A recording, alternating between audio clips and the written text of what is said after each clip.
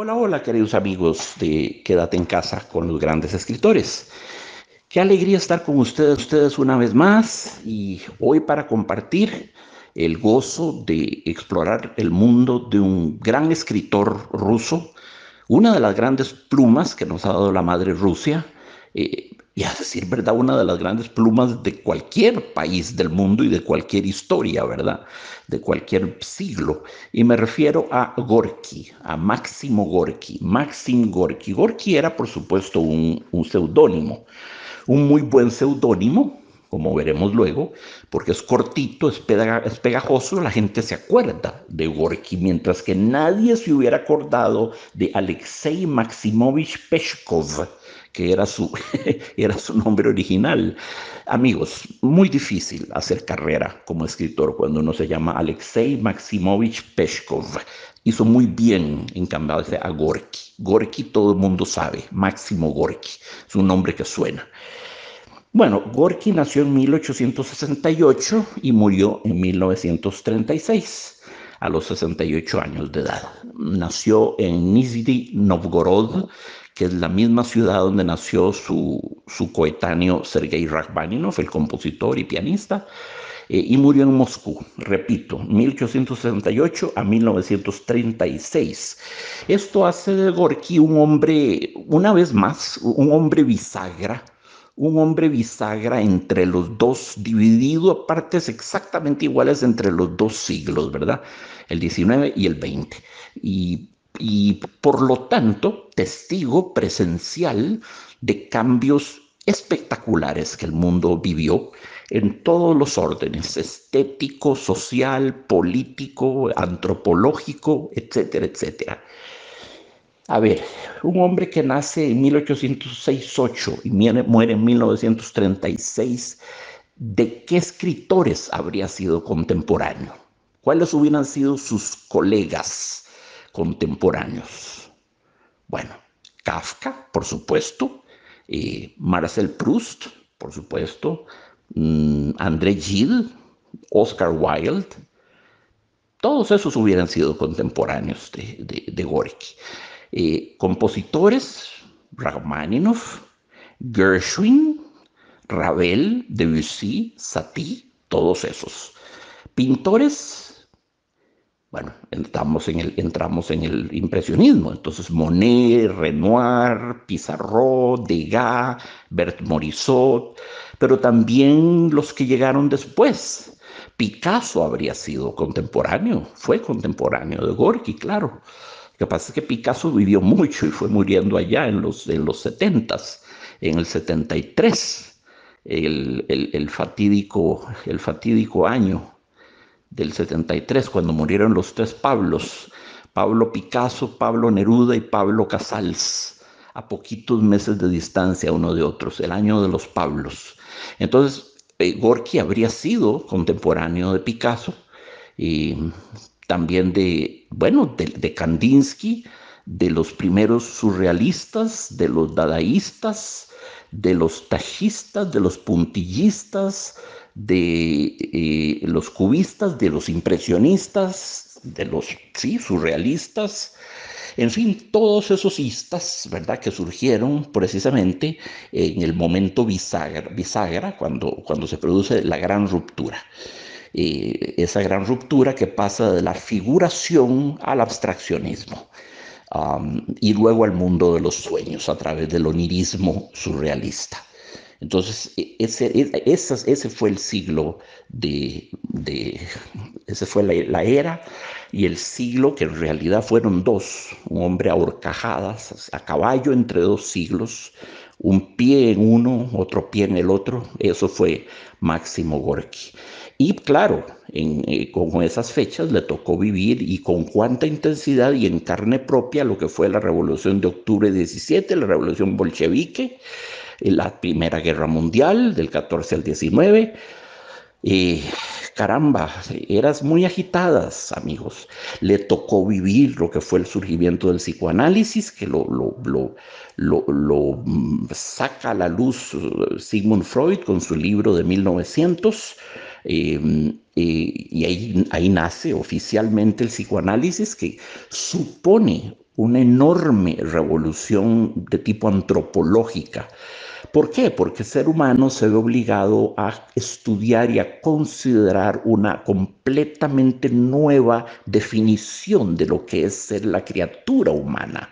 Desde el momento en que nos damos cuenta que no somos seres puramente racionales, que resolvemos ecuaciones de segundo grado, sino que tenemos una cosa que se llama el subconsciente, que nos mueve, nos hace hacer un montón de cosas y caramba, es como un ventrílocuo que nos acciona y nosotros somos el muñequito nada más que habla. Y el subconsciente es el ventrílocuo, que mueve al muñequito. Entonces, claro, de los seres racionales, orgullo y gloria de la creación, a vernos como un muñequito en manos de un ventrílocuo, que eso sería el subconsciente, hablando a través de nosotros, a través de nuestro lenguaje, de nuestros lapsus de lenguaje, de nuestros actos fallidos, de todo lo que ustedes quieran, pues supuso un cambio radical en la concepción antropológica que teníamos en nuestra definición del ser humano. Así que esos fueron los tiempos de Máximo Gorki. Yo les quiero leer un cuento maravilloso, un cuento maravilloso que se llama La Madre del Traidor. Forma parte de una selección de una obra del que se llama Cuentos de Italia. Esto porque Gorki estuvo exiliado en Italia durante largo tiempo, de 1906 a 1913 estuvo exiliado, estuvo en la bellísima isla del sur de Italia, Capri. En Capri, ahí tenía una casa, en Sorrento estuvo, en fin, pasó varios años, pues sí, 7 años, a ver, sí, 7 años pasó en Italia, del 6 al 13. Y luego volvería. Gorky tuvo dos épocas de exilio muy fecundas en consecuencias para su obra. Entonces voy a leer de los cuentos italianos uno que me parece maravilloso, La Madre del Traidor. ¿Por qué me parece maravilloso? Bueno, ya vamos a ver por qué, pero permitan antes que nada que les adelante una cosa. La figura de la madre es una cosa muy importante y muy recurrente en la obra de Gorky. La madre, lo que la madre significa. La madre carnal, biológica, la madre patria. Todas esas cosas que representan a la madre son cruciales en la obra de Gorky. Escribió, por supuesto, su novela más famosa que se llama La Madre. Bueno, ahí la tienen ustedes. Esa fue la que, no es la mejor, por cierto, pero es la más famosa y es la que más lee. Y de la cual se hicieron 3 adaptaciones cinematográficas. Una la hizo Vsevolod Pudovkin en 1926. Pudovkin, magnífico director soviético. La película es en blanco y negro, pero tiene una imagen espléndida, clarita, nítida. Es una obra una obra maestra indiscutible, con unos primeros planos que se le quedan a uno metidos para siempre en el alma, con unas imágenes imborrables. Extraordinaria obra, extraordinaria, y está perfectamente disponible en YouTube, amigos. Regálense eso. La película dura apenas 1 hora y 26 minutos, pero es cada encuadre, cada cara, cada rostro, cada primer plano resulta imborrable. Iba a decir que es muda, sí, oficialmente es cine mudo, pero tiene una partitura sinfónica tan espectacular, escrita por un buen compositor ruso, se llama Tikhon Krennikov, de segunda, tal vez de tercera línea, no importa, pero magnífico como compositor de música para películas. Tikhon Krennikov le pone música y la música es tan elocuente, es tan expresiva, es tan exaltante, tan emocionante además, que uno se dice, ¿para qué diálogos en esta película? ¿Para qué? ¿Para qué gente hablando? Todo está en la música, todo está en la música. Es impresionante el espíritu de conspiración, la revolución que fermenta, el estallido de la revolución, los momentos más épicos, los más desgarradores, la duda, la inquietud, el optimismo, todo está en la partitura de Tikhon Krennikov. La música es la mitad de esa película, entonces ya lo saben, ¿verdad? Vsevolod Pudovkin de 1926, La Madre. Se hizo una segunda versión cinematográfica en 1956 de Mark Donskoy, que es pura propaganda staliniana. Y no tiene ningún interés verla y no se las recomiendo. Es del 56, Stalin había muerto en el 53, no veo muy bien por qué hacerle semejante pasada de brocha al monstruo ese, pero es una película panfletaria, es un libelo, es una película barata. Y hay una tercera versión de la novela de Máximo Gorki de 1990 de Glenn Panfilov, que fue admitida en el Festival de Cannes de 1990. La película dura 4 horas, pero tienen que creerme si les digo que no es aburrida. No aburre, es imprentable, no es aburre, no, en ningún momento se aburre uno, es impresionante. Y es por mucho de las tres versiones la que mejor se adhiere, la que más fielmente captura el contenido de la novela de Gorky, La Madre. Lo que es más, ya para no hablar del cine y de esas tres versiones, yo pondría la de Pudovkin, la primera, como la mejor, la de Panfilov del 90 como la segunda, muy digna de ser vista, y no perdería mi tiempo con la del 56 de Donskoy.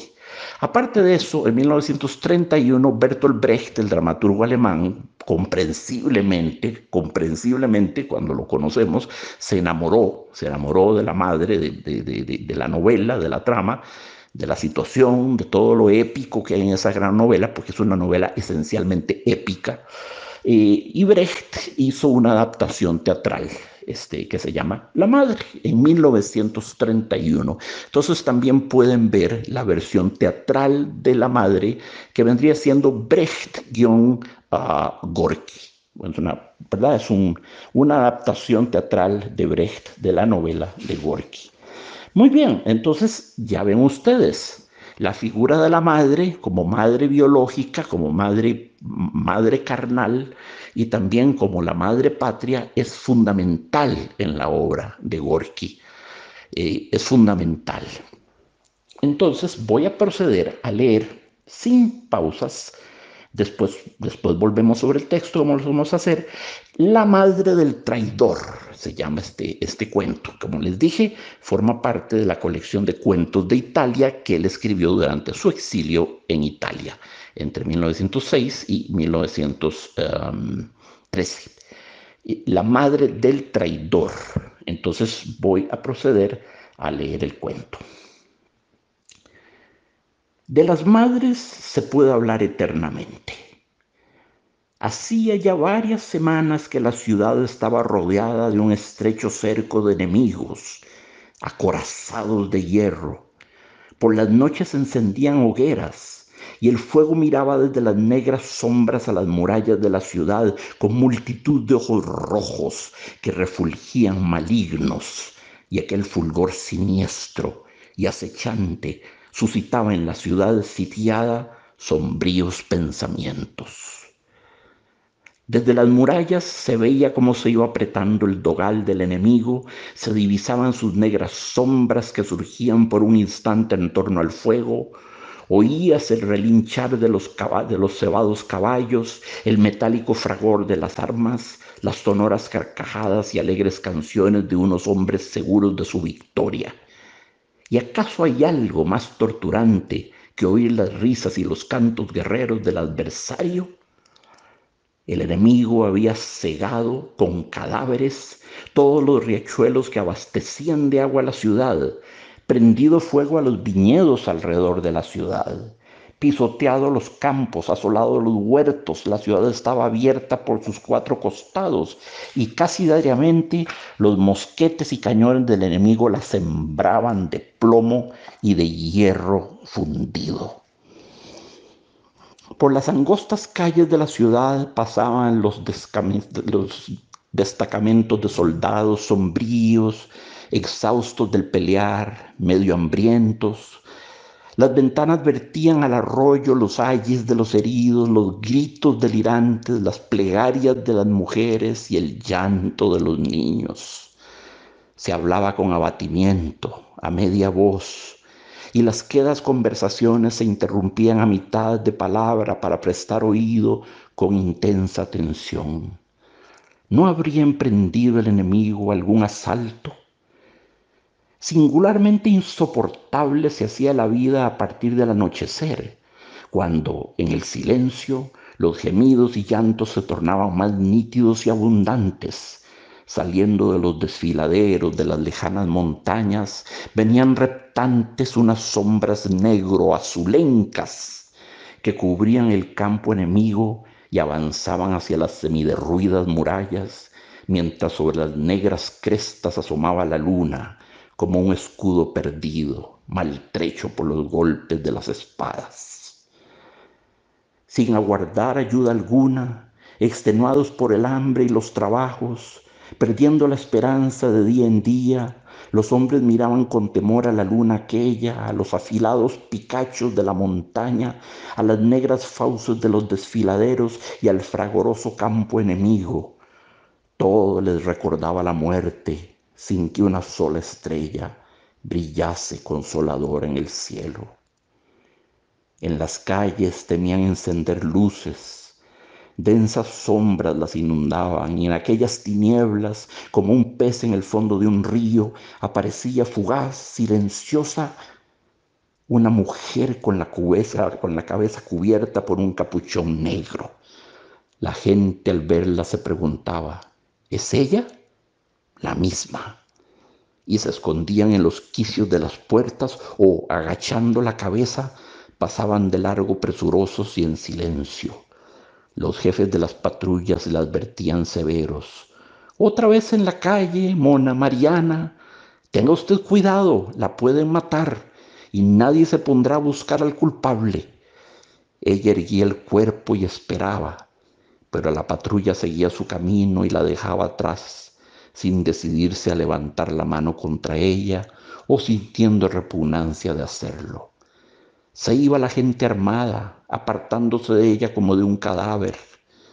La mujer quedaba sumida en las tinieblas y de nuevo, sola, despacio, echaba a andar a la aventura, de calle en calle, muda y negra, como la encarnación del infortunio de la ciudad, mientras en torno suyo, persiguiéndola, arrastrábanse quejumbrosos tristes rumores, ayes, llantos, rezos y el sombrío murmullo de los soldados que habían perdido la fe en la victoria.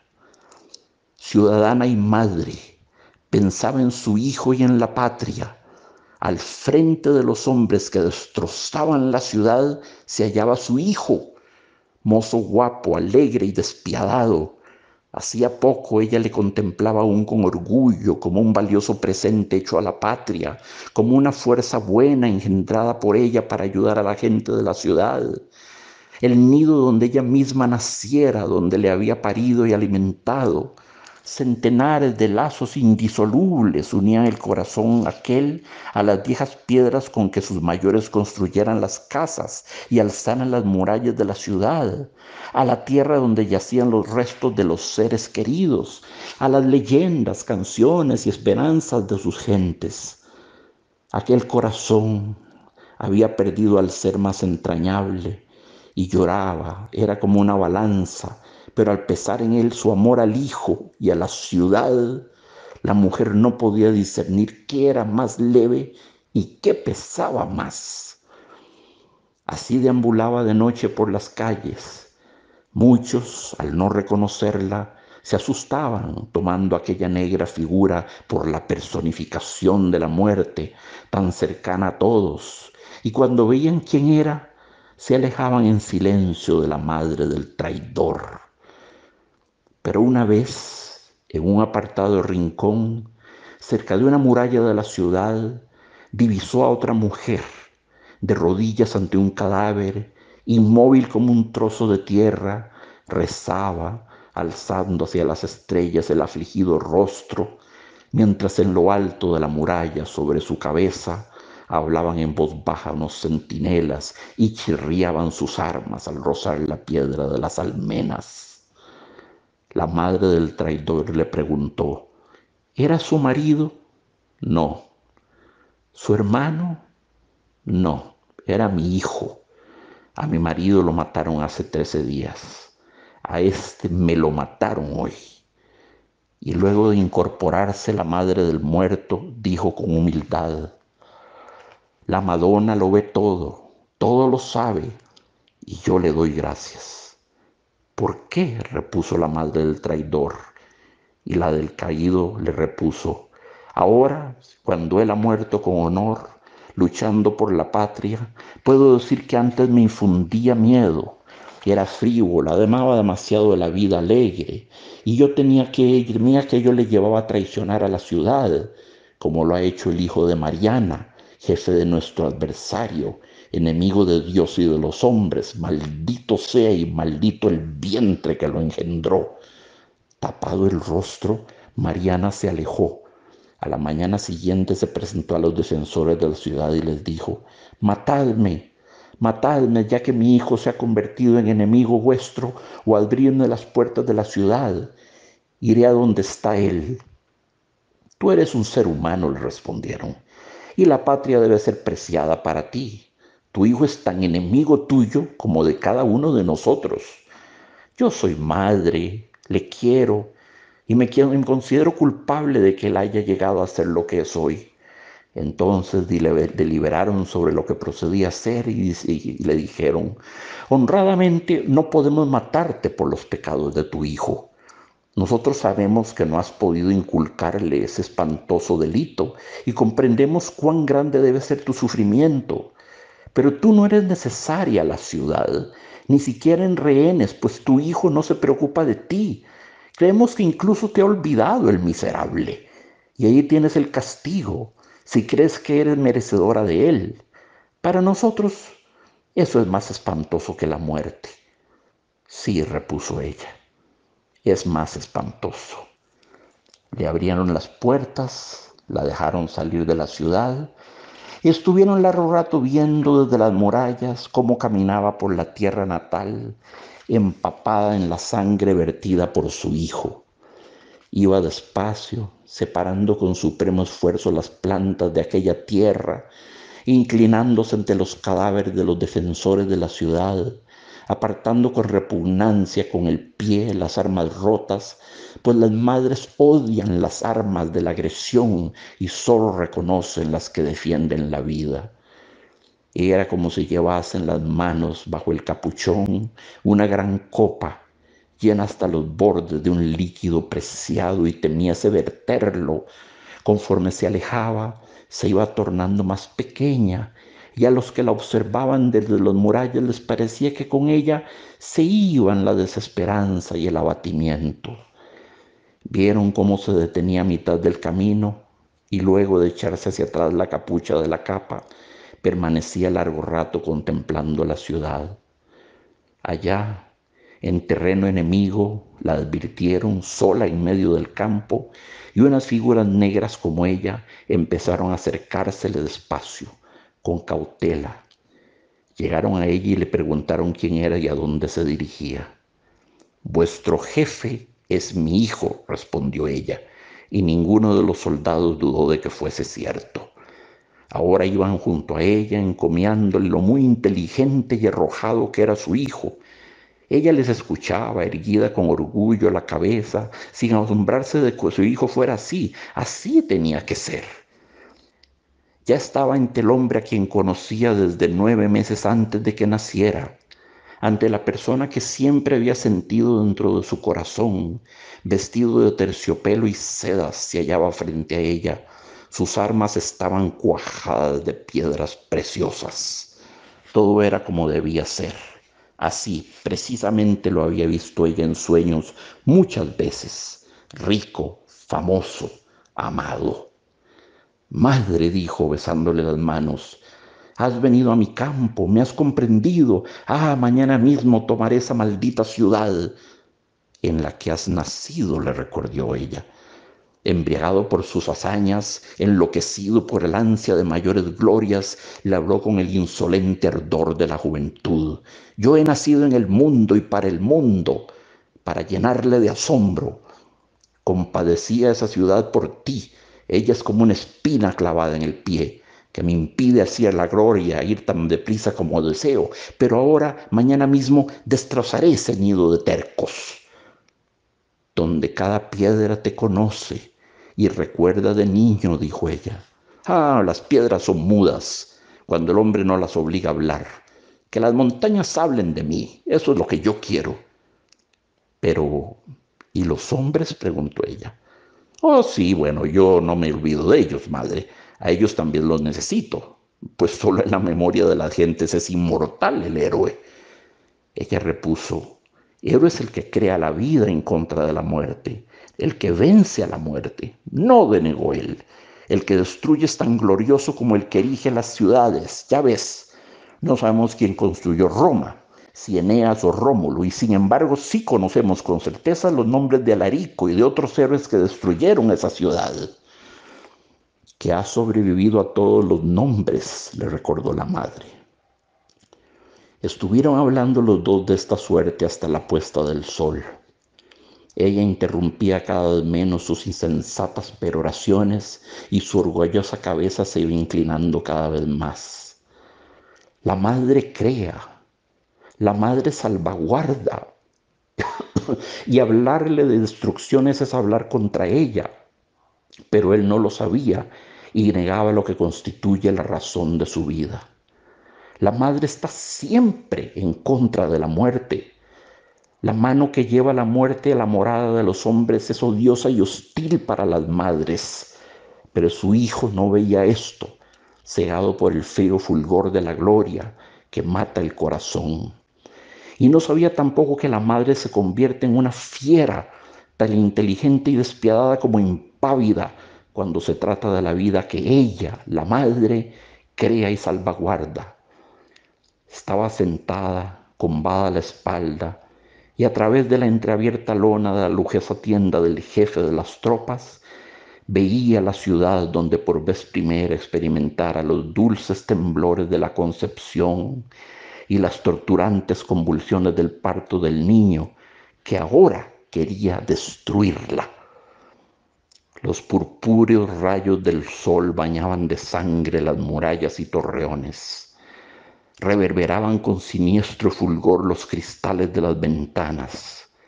Era como si toda la ciudad fuese vertiendo por centenares de heridas el rojo jugo de la vida. Transcurría el tiempo y la ciudad empezaba ya a negrear como un cadáver, mientras se encendían en el cielo las estrellas semejantes a cirios funerarios. Veía ya en las oscuras casas donde temían encender luz para no llamar la atención del enemigo, en las calles llenas de tinieblas, del olor de los cadáveres, del abatido susurro de las gentes que esperaban la muerte, veía todo y a todos, cuanto le era entrañable y querido se alzaba ante ella, cerca, esperando su decisión en silencio, y ella se sentía madre de todas las gentes de su ciudad. Desde las negras cimas de las montañas iban descendiendo al valle unas nubes que como alados caballos volaban sobre la ciudad condenada a muerte. Tal vez arremetamos contra ella esta misma noche, le comunicó el hijo a su madre. Si es bastante oscura. Es difícil matar cuando el sol da en los ojos y el brillo de las armas los ciega. Siempre que ocurre eso, fallan muchos golpes, añadió, mirando su espada. La madre le dijo, ven aquí, apoya la cabeza en mi pecho, descansa y recuerda lo alegre y bueno que eras de niño y cuánto te querían todos. Él obedeció, reclinóse en su regazo y cerró los ojos diciendo, solo amo la gloria y a ti por haberme parido tal y como soy. ¿Y las mujeres?, inquirió inclinándose sobre él. Mujeres hay muchas, empalagan pronto como todo lo dulce. Ella le preguntó por vez postrera, ¿y no quieres tener hijos? ¿Para qué? ¿Para que los maten? Alguien como yo los mataría y yo ya sería viejo y débil para vengarlos. No, no me interesan los hijos.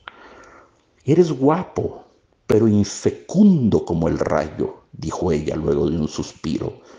Él repuso sonriendo, sí, sí, como el rayo soy, sí. Y se quedó adormecido en el pecho de la madre, igual que un niño. Entonces ella le cubrió con su capuchón negro y le clavó un puñal en el corazón. Él estremecióse y murió al instante, pues ella sabía bien dónde lotía el corazón del hijo. Y luego de arrojar el cadáver de sus rodillas a los pies de los asombrados centinelas, dijo dirigiéndose a la ciudad: como ser humano he hecho por la patria todo cuanto podía. Como madre me quedo con mi hijo. Ya es tarde para parir otro. Mi vida no es necesaria. Y con mano firme se clavó en el pecho el mismo puñal, cálido aún de la sangre del hijo, de su propia sangre, y también acertó con el corazón, pues cuando éste duele, es fácil acertar con él. Ah, tal vez lo más difícil de estas pequeñas charlas, amigos, es reponerme después de leer estas cosas tan impresionantes. Este cuento es tan dramático, tan desgarrador, tan épico, tan lleno de dolor que no sabe uno ni por dónde empezar. Y qué magistralmente escrito habrán visto ustedes, ¿verdad? Cuán poética prosa, qué cantidad de metáforas, de metonimias, de alegorías, de figuras de estilo, de recursos retóricos. Qué hermosamente escrito está además, fastuosamente escrito. Las descripciones son de una portentosa belleza.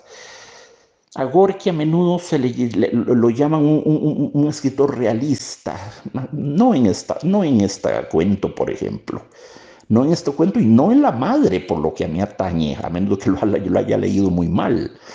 La prosa de él siempre es una prosa ricamente ornamentada, una prosa, caramba, una prosa majestática, de una elegancia, de una belleza. Ya lo oyeron ustedes, sus descripciones de la noche, de las fogatas nocturnas, de los cañones, de las voces en medio de la noche, de la ciudad en ruinas, del lujo en que vive el hijo, ¿verdad?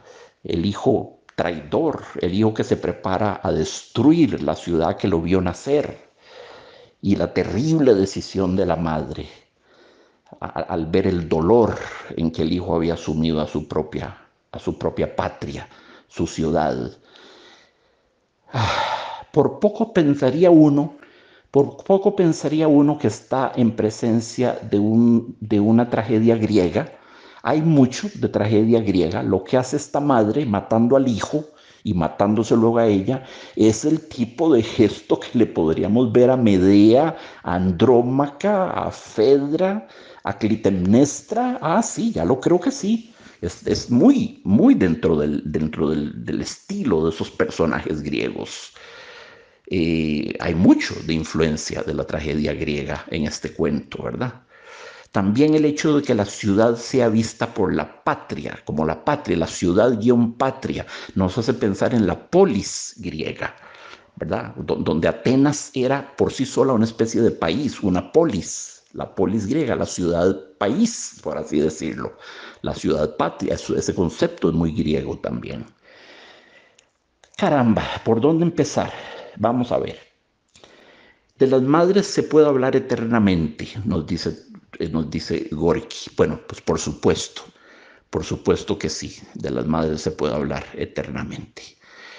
Es curioso que lo diga Gorky, porque Gorky perdió a su padre siendo muy joven, y su madre, que no lo quiso para nada, se lo entregó a los abuelos maternos, a la abuela y al abuelo materno, para que ellos lo criaran. Y no volvió a la madre, la volvió a ver hasta muchos años después, una o dos veces. La madre no tuvo presencia ni nada en la vida de Gorky. Careció de padre tanto como de madre, la verdad sea dicha. Él es hechura de sus abuelos. El abuelo era un hombre iracundo, una especie de, sí, de dictador doméstico, de hombre iracundo. Le pegaba a la abuela, que es así, era toda dulzura y era muy, muy maternal. Fue la madre sustituta, ¿verdad? La madre que no tuvo Gorky. Y Gorky se enojaba terriblemente con el abuelo y se peleaba con el abuelo para defender a su abuela guión madre, porque fue la abuela la que lo guió como, y lo crió y lo hizo crecer bajo su ala protectora de abuela guión madre. Entonces es curioso porque la figura materna en la vida de Trotsky es ausencia. Es ausencia, es una madre desertora y abandonetas, ¿verdad? Lo cual, bueno, sí, tal vez eso, precisamente eso explique su fijación, su obsesión y su idealización de la figura de la madre que vemos en este cuento y en la novela La Madre y en varias otras obras de él. Sus obras están llenas de madres y todas son sacrificadas, estoicas, heroicas, larger than life, sobrehumanas, ¿verdad? Especies de madres espartanas. Ustedes recuerdan, ¿verdad? Las madres espartanas, las famosas leyendas que se cuentan sobre las madres de Esparta. Esparta, esa civilización de guerreros, de valientes guerreros, de la ética del gladiador, del guerrero, del conquistador. Se decía que una madre espartana, cuando su hijo partía a la guerra, no le daba dulces o un besito o un pañuelito no. Le decía, vuelve con el escudo en la mano o vuelve sobre un escudo. Sobre un escudo traían a los muertos, ¿verdad? Y el que volvía con el escudo con la mano es porque venía triunfador. Entonces le decía, triunfa o muere. Triunfa o muere, pero no te devuelvas, no te arrepientas, no huyas, no te des a la fuga, nada. O perdés o ganás. Volvés o muerto o triunfador. Cualquier otra opción es inaceptable. Eso decían y corría aquella famosa leyenda de las madres espartanas. Aquella madre espartana que había perdido 3 hijos. Bueno, tenía 3 hijos que se habían ido a la guerra y de ellos 2 murieron y el otro se salvó porque huyó. Y la madre lloraba y lloraba desconsoladamente en el umbral de su casa y pasa un ciudadano de Esparta y le dice, señora, lamento mucho su pérdida, ya me he enterado de ella, pero señora, no llore, mire, todavía le queda un hijo para luchar por él, para verlo crecer, para cuidarlo. Y la madre le respondió, no, amigo, no lloro por los 2 hijos muertos, lloro por el cobarde que se dio a la fuga. Ese es el que me hace llorar. Bueno, esa es una historia apócrifa y así hay muchas de lo que eran las madres espartanas y la civilización espartana, ¿verdad? Rigurosa, militarista, idealista, guerrerista, disciplinada a más no poder, ¿verdad? Esta madre de Gorky, de este cuento, tiene mucho de madre espartana y tiene mucho de figura de tragedia griega. Una vez más, repito ese concepto. Pero Gorky, como les decía, no tuvo, el pobrecito no tuvo una figura materna en la vida. Tuvo a la abuela, es lo que más se acerca a una madre. Pobrecita, y ella hizo lo posible por él, pero bueno, él se terminó yendo de la casa porque no soportaba ver al abuelo maltratando a la abuela, no soportaba eso. Entonces se fue de la casa cuando tenía 12 años de edad. Estuvo 5 años, de los 12 a los 17 años, 5 años recorriendo los caminos de la madre Rusia, amigos. ganándose la vida en trabajillos, ayudando a unos campesinos aquí, ayudando a otros que colectaban por allá, trabajando en unas cavernas, en unas minas, trabajando, transportando piedras de un sitio a otro, en una cantera, haciendo cualquier cosa. 5 años a la deriva, caminando a pie por toda la madre Rusia. Él tiene un ciclo de cuentos que se llama Por Rusia, un magnífico ciclo de cuentos. Este es cuentos de Italia, el otro se llama Por Rusia, y que hablan de lo que fue su vida. Entonces es curioso, bueno, es no curioso, se explica.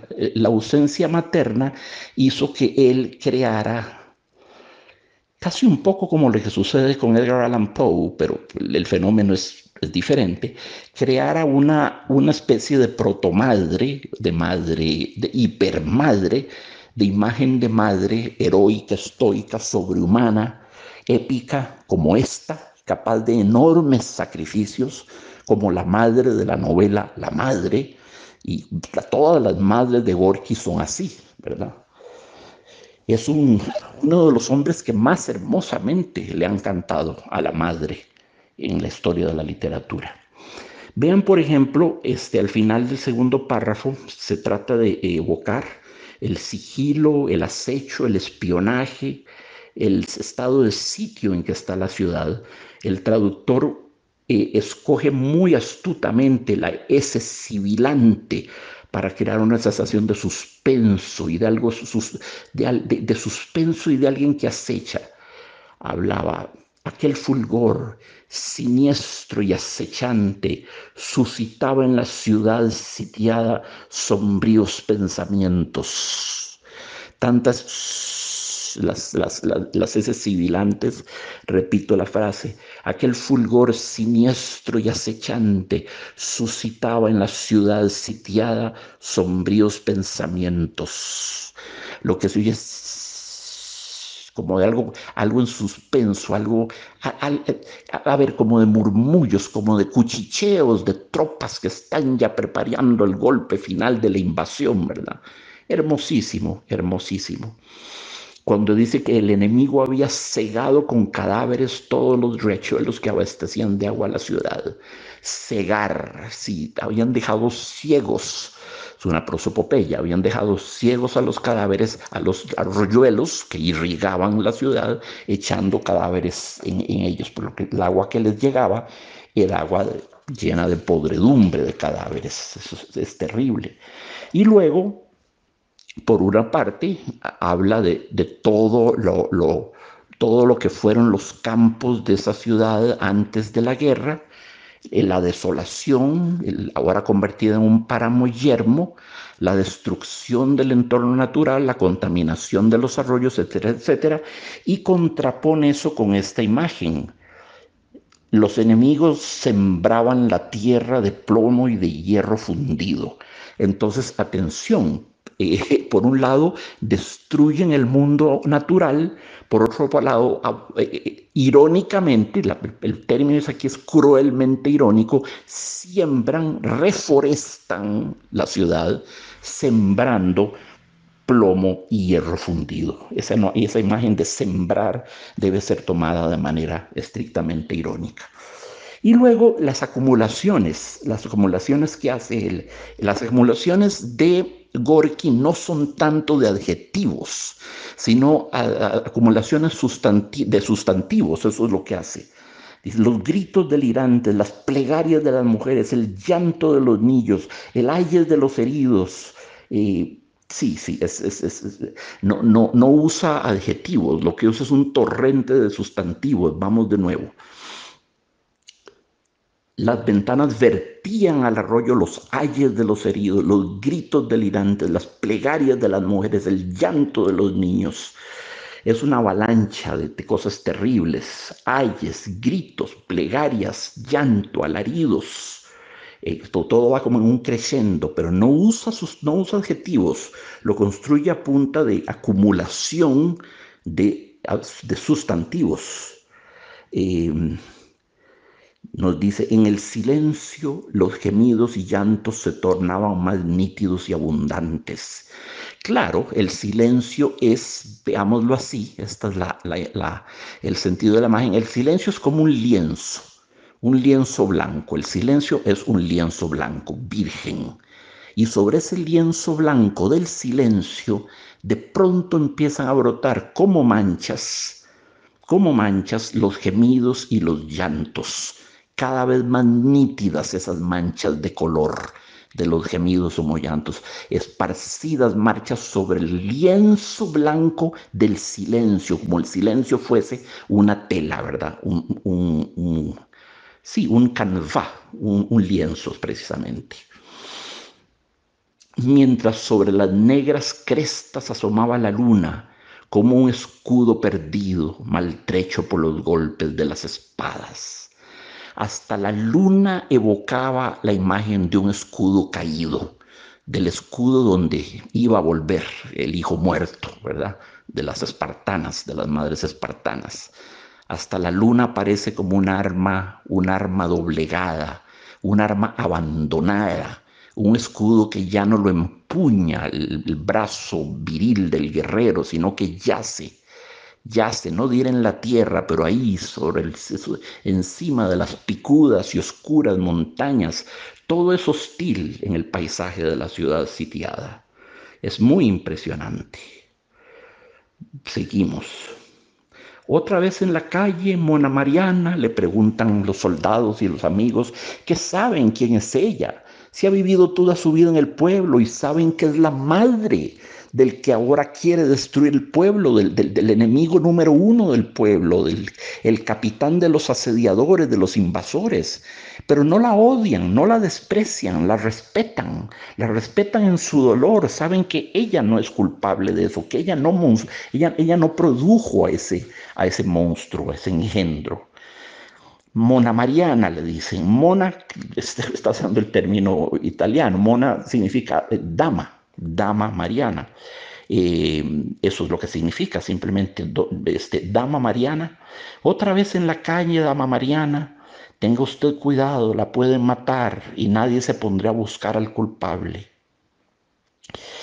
Muy bien, más adelante nos dice Gorky, eh, de calle en calle, muda y negra como la encarnación del infortunio de la ciudad, mientras en torno suyo, persiguiéndola, arrastrábanse quejumbrosos, tristes rumores, ayes, llantos, rezos y el sombrío murmullo de los soldados que habían perdido la fe en la victoria. Entonces ella, pobrecita, errando desesperada por la ciudad, bombardeada, sitiada, acechada, destruida por su propio hijo, ella se convierte como la encarnación de toda la pesadilla que está viviendo la ciudad, como en la encarnación, en el símbolo, ¿verdad? Muda y negra como era, es como que fuese la muerte, casi solo le faltaría la, la, la guadaña para encarnar perfectamente a la muerte, la hoz o la guadaña. Y una vez más, muy impresionante, la acumulación de sustantivos nuevamente. Eh, entonces nos dice Gorky, ella erraba de calle en calle, muda y negra como la encarnación del infortunio de la ciudad, mientras en torno suyo persiguiéndola arrastrábanse quejumbrosos, tristes rumores, ayes, llantos, rezos y el sombrío murmullo de los soldados que habían perdido la fe en la victoria. Ayes, llantos, rezos y y sombrío murmullo. Solo un adjetivo. Él construye sus clímax de horror no adjetivando, que sería lo tradicional y lo típico, sino a punta de puros sustantivos, cada uno más intenso que el otro, ¿verdad? Ciudadana y madre pensaba en su hijo y en la patria. Es que vean qué dilema la señora está. Ciudadana por un lado, pero madre pensaba en su hijo y en la patria. Era como ella como madre era en cierto modo madre también moral o espiritual o simbólica de todos los muchachos de la ciudad, de todos los muchachos de la edad de su hijo, el traidor, el asediador. Ella era como la madre antonomástica, era la madre como la de la novela, la madre arquetípica. Todos los muchachos de la edad de su hijo ahí eran virtualmente hijos suyos. Ella era la progenitora por excelencia de la ciudad, que con seguridad era una ciudad chiquitita, ¿verdad? Entonces es tremendo el dilema en que ella está. Muy bien. Entonces nos dice, hacía poco ella le contemplaba aún, se refiere a su hijo, con orgullo, como un buen valioso presente hecho a la patria, como una fuerza buena engendrada por ella para ayudar a la gente de la ciudad, el nido donde ella misma naciera, donde la había parido y alimentado. Centenares de lazos indisolubles unían al corazón aquel a las viejas piedras con que sus mayores construyeron las casas y alzaron las murallas de la ciudad, a la tierra donde yacían los restos de los seres queridos, las leyendas, canciones y esperanzas de sus gentes. Muy bien, sí, claro que están todos esos lienzos que nos unen a un lugar. Por supuesto que eso existe. Hay un cordón umbilical, en cierto modo, entre la madre y la ciudad. No solo entre la madre y el hijo traidor, sino entre la madre y la ciudad hay también un hilo umbilical.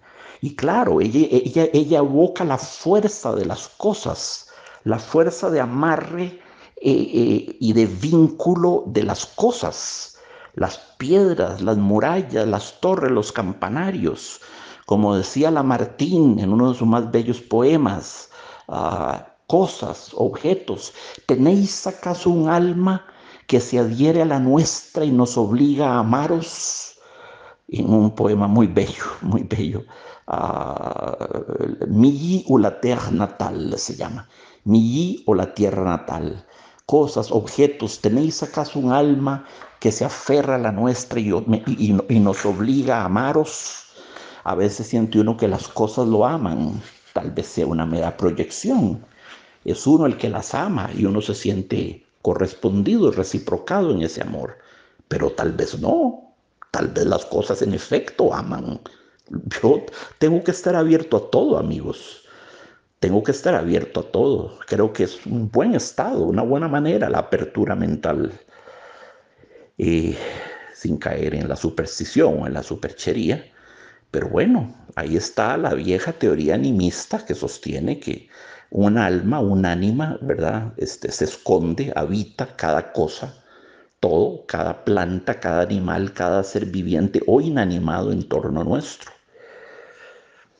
Y lloraba, era como una balanza, pero al pesar en el amor a su hijo y a la ciudad, la mujer no podía discernir qué era más leve y qué pesaba más. Es que qué difícil, ¿verdad? Poner en la balanza el peso, qué pesaba más, el hijo o la patria, el hijo o la ciudad, ¿verdad? Es terrible, es terrible.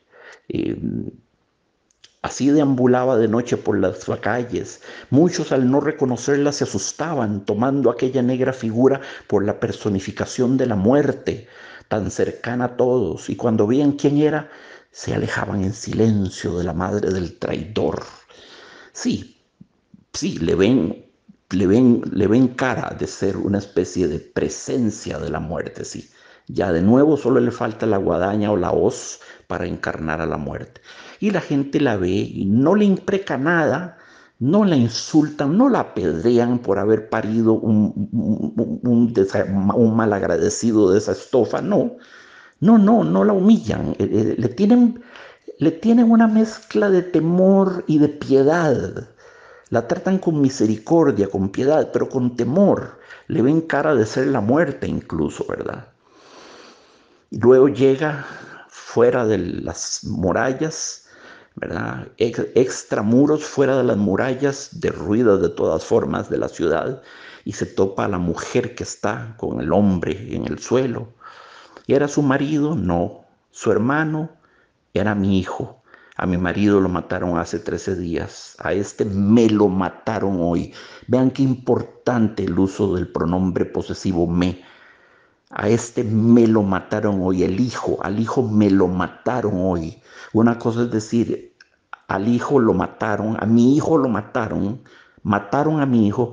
Otra cosa es decir, a mi hijo me lo mataron. Ese me cambia totalmente el semé de la frase. Ese me es grávido de significado.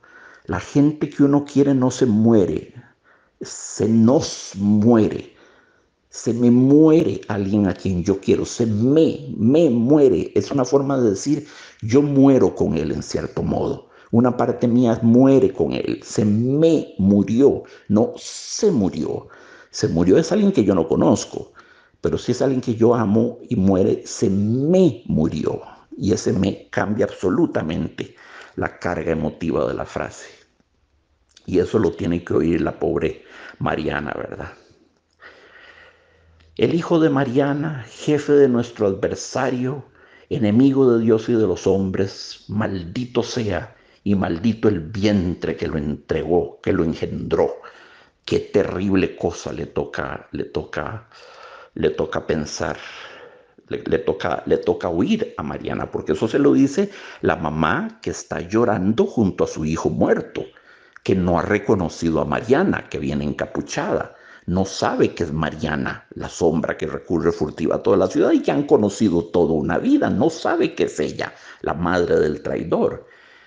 Y le dice, el hijo de Mariana, jefe de nuestro adversario, enemigo de Dios y de los hombres, maldito sea y maldito el vientre que lo engendró. Ustedes saben lo que puede haber sentido esa madre al oír eso. Esa pobre madre viendo a la otra madre llorar por su hijo, el conflicto que le tiene que haber producido a ella.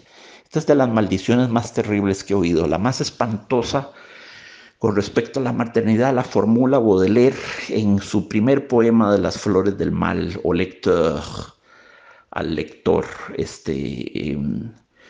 donde dice: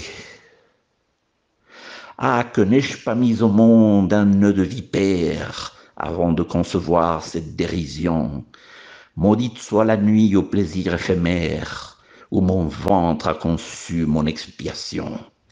Esa es la maldición más espantosa, escalofriante que yo he oído. Es lo que Baudelaire dice que la madre, su madre, la madre dice del poeta después de parirlo. Dice, que no haya traído al mundo mejor un nido de víboras antes de haber concebido este monstruo, esta derrición. Maldita sea la noche de placeres efímeros en los cuales mi vientre concibió mi propia expiación. Vean el peso de esa maldición. Esa es la peor que he oído en mi vida. Eso es lo más terrible que yo he oído una madre decir. Y está en Las Flores del Mal de Baudelaire. Sí, comparar al hijo con un nido de víboras, haber puesto en el mundo esta derición, algo que genera derición, irrisión, algo patético y risible. Maldita sea la noche de los placeres efímeros en que mi vientre concibió mi propia expiación. Ese hijo que la va a hacer expiar todas sus faltas. Terrible, terrible. Muy bien. Luego le dicen a Mariana, pero tú no eres necesaria a la ciudad, ni siquiera en rehenes, pues tu hijo no se preocupa de ti. Creemos que incluso te ha olvidado el miserable, y ahí tienes el castigo si crees que eres merecedora de él. Para nosotros eso es más espantoso que la muerte. Sí, claro, claro que es más espantoso que la muerte. Claro que el olvido es más espantoso que la muerte. Sí, sobre todo el olvido de un hijo. Y eso es lo que le dice la gente de la ciudad. Pero Mariana, date cuenta, tu hijo desnaturalizado te ha olvidado ya. Te ha olvidado, no te visita, no sabe de vos, no le interesa. Está bombardeando la ciudad que sabe que vos habitás. Y luego nos dice hermosamente Gorky, pues las madres odian las armas de la agresión y solo reconocen las que defienden la vida. Y lo pone así como un editorial, como una definición, como algo en lo que él cree profundamente, a un principio universalizable. Las madres odian las armas de la agresión y solo reconocen las que defienden la vida. Las madres son aliadas incondicionales siempre y por definición de la vida y enemigas de la muerte y enemigas de las armas, por supuesto. Esto es tan emocionante porque nos habla aquí habla Gorky. Aquí habla el corazón de Gorky, aquí esto deja de ser ficción. Aquí el narrador omnisciente nos mete un poquito de editorial, de su propio pensamiento. Entonces,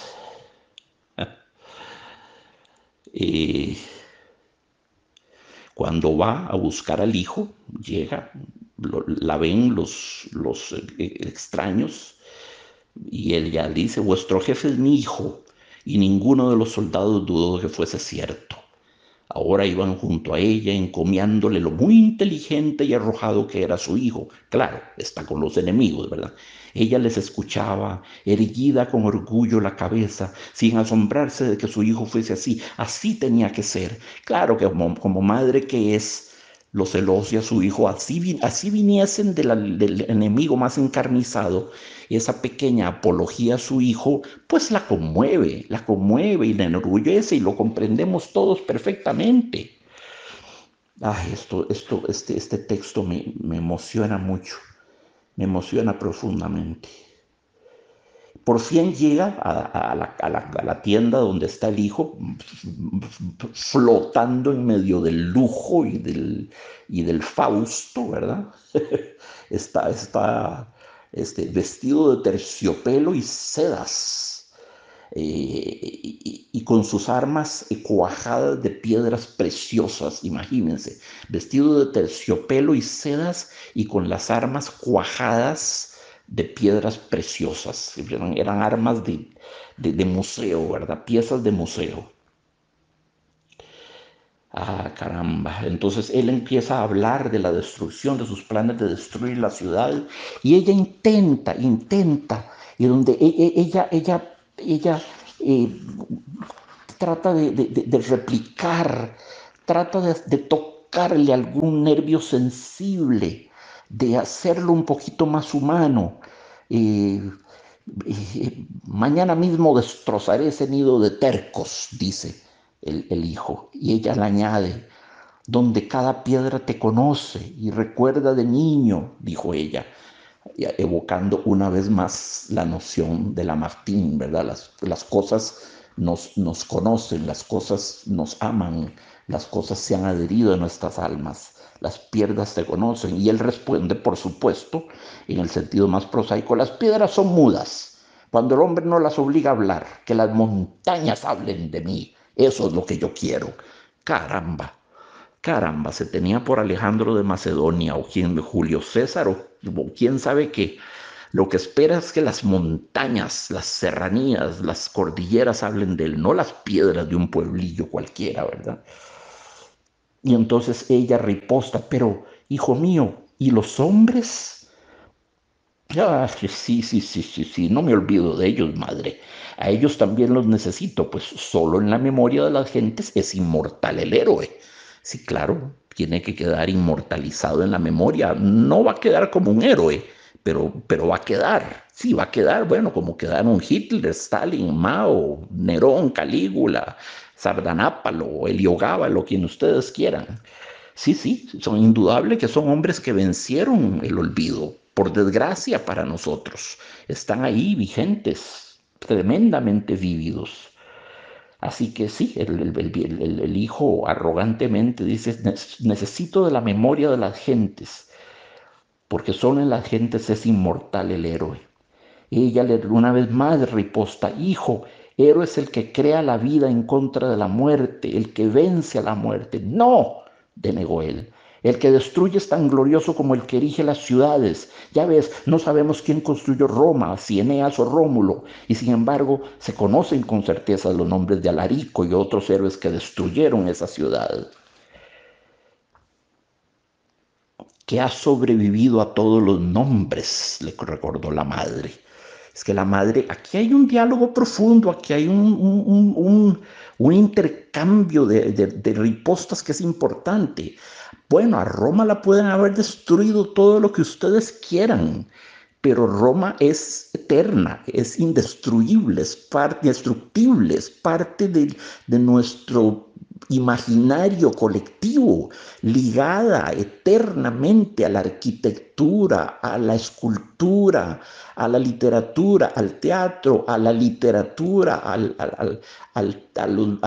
la poesía sin duda, a tantas cosas, ¿verdad?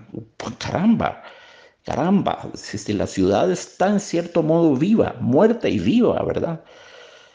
Luego, el propio Gorky vuelve a hacer su pequeño editorial. Y aquí les digo, amigos, para que lo sepan, cada vez que usa la palabra madre le pone mayúscula, no en otros. Pero en este momento de su pequeño editorial, donde él vierte en el papel lo que en su mundo ideal debe ser la madre, le pone mayúscula a la madre siempre que la usa. Dice, la madre crea, la madre salvaguarda, y hablarle de destrucción es hablar contra ella.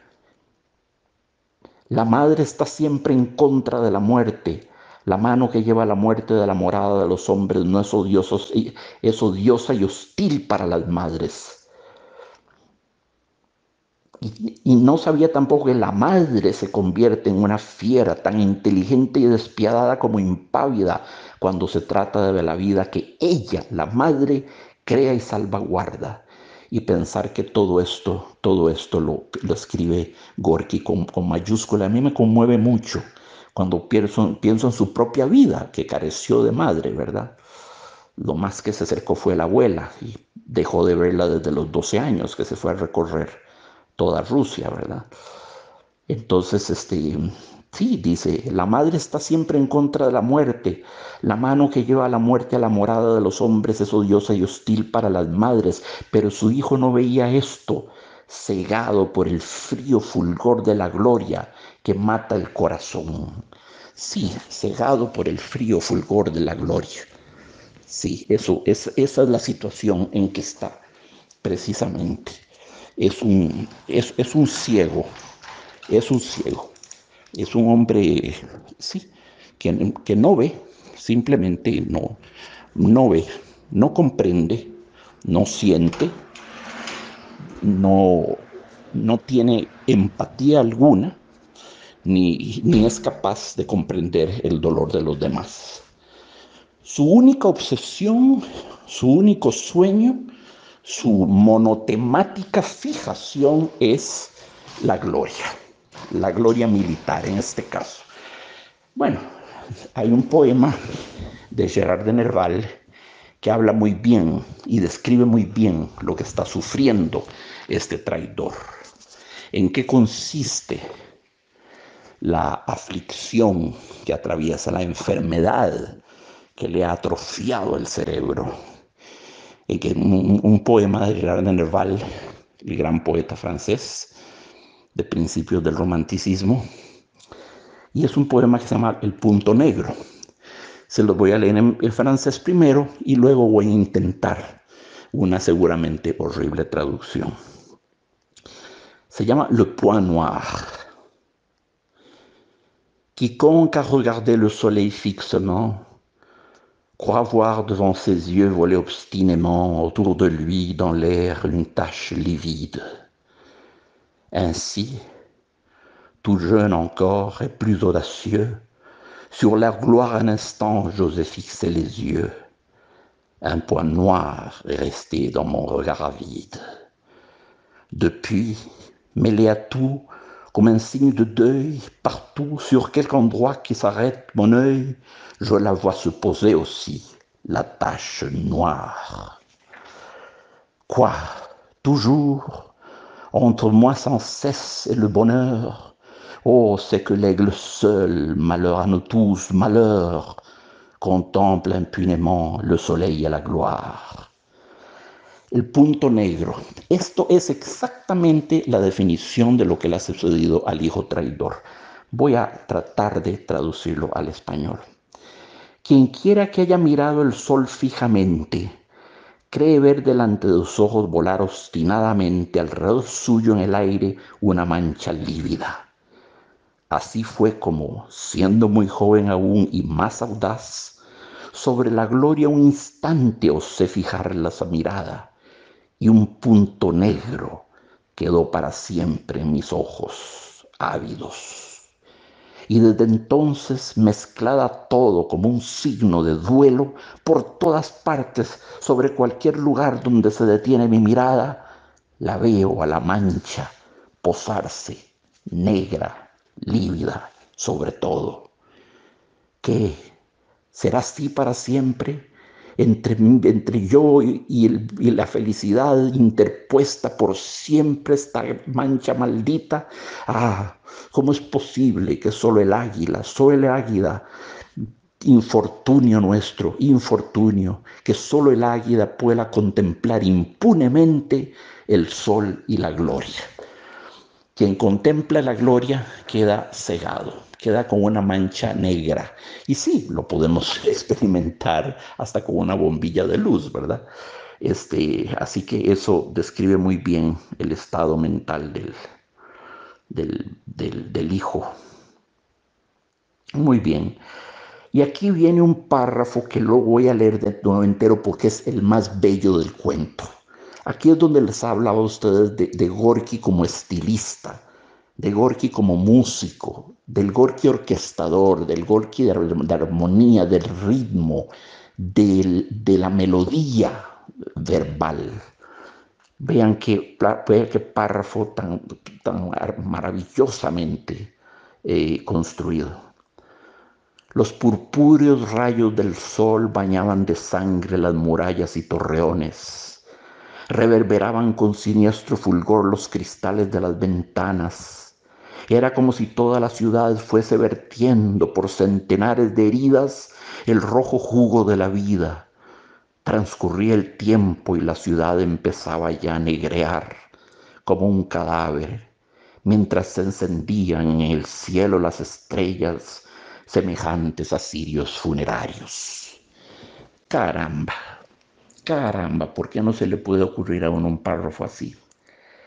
Qué belleza. Bueno, Gorky retoma la metáfora matriz de Baudelaire, del poema Harmonie du soir, Armonía de la noche, de las flores del mal, donde dice Le soleil s'est noyé dans son sang qui se fige, que ya hemos hablado de ese famoso verso anteriormente. El sol se ha ahogado en la sangre que coagula. Está describiendo el ocaso, el crepúsculo, el poniente, y en lugar de ver tantas otras cosas que podría haber visto, lo que ve es una orgía de sangre, lo que ve es una hemorragia incoercible, lo que ve es una especie de hemofilia del sol. El sol se ha ahogado en su sangre que ya coagula, en su propia sangre, ha sangrado por sus heridas, como dice aquí Gorky. Es impresionante eso. Yo ese poema lo he analizado y he hablado mucho de él con mucha gente y les he dicho, amigos, bastaría con que de ahora en adelante cada vez que vieran una bella puesta de sol evocaran a Baudelaire, siquiera por un momento, y se dicen, mira, mira, el sol se ha ahogado en su sangre que coagula.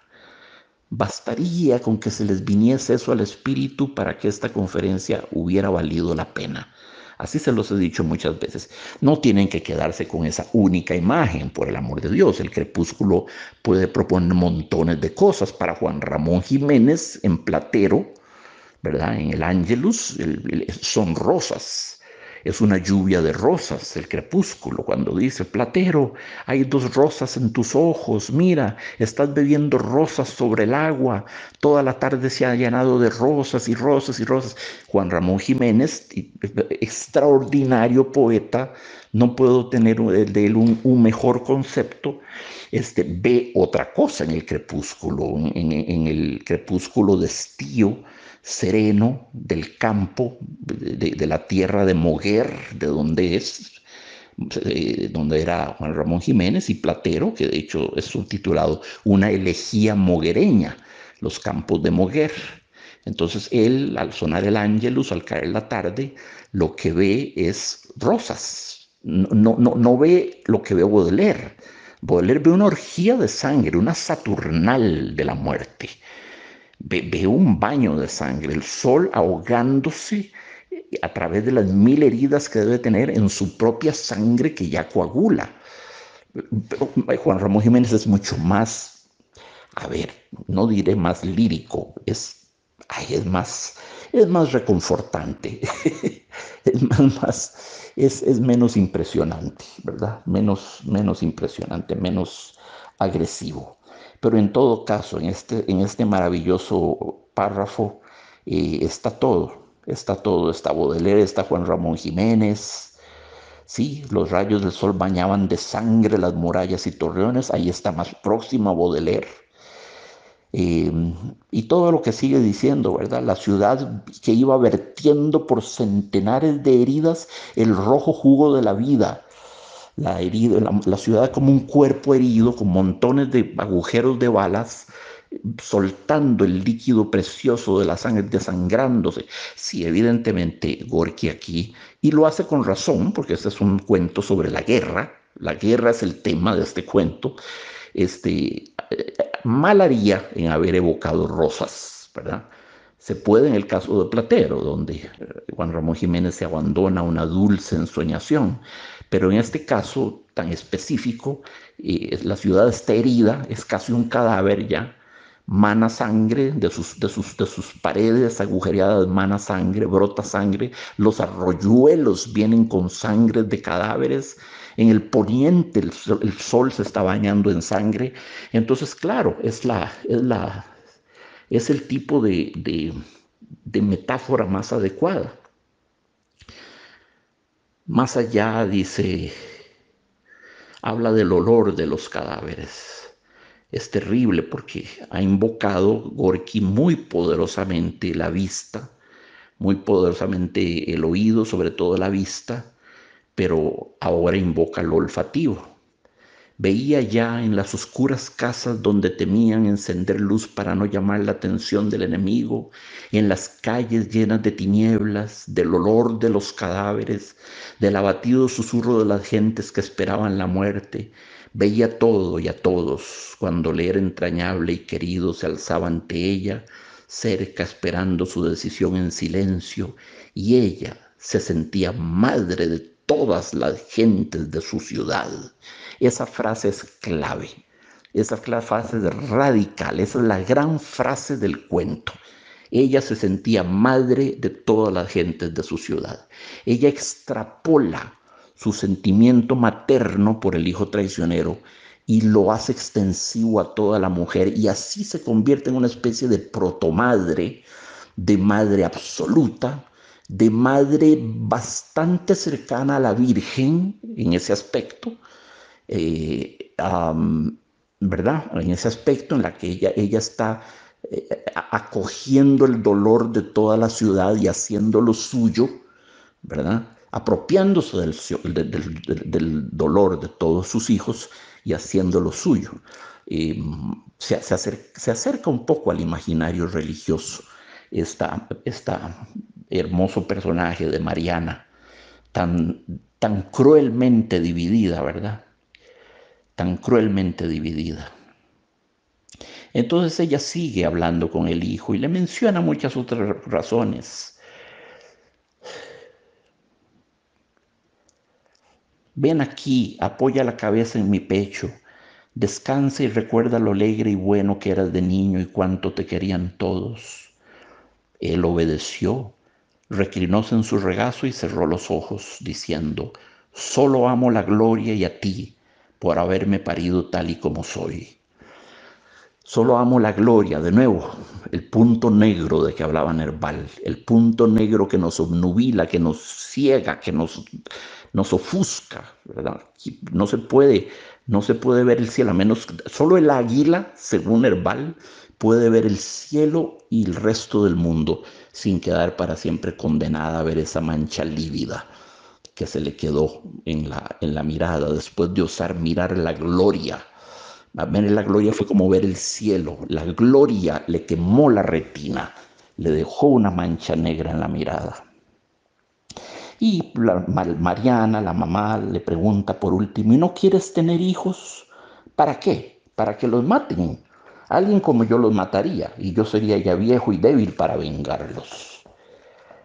Eres guapo, pero infecundo como el rayo, dijo ella luego de un suspiro. Sí, eres guapo, pero infecundo como el rayo. Otro maravilloso símil digno de recordarlo.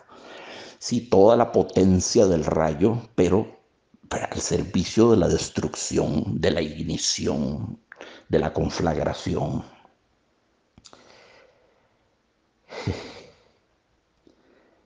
Y termina el cuento de esa manera extraordinaria ella le cubrió con su capuchón negro y le clavó un puñal en el corazón. Él estremecióse y murió al instante, pues ella sabía bien dónde latía el corazón del hijo.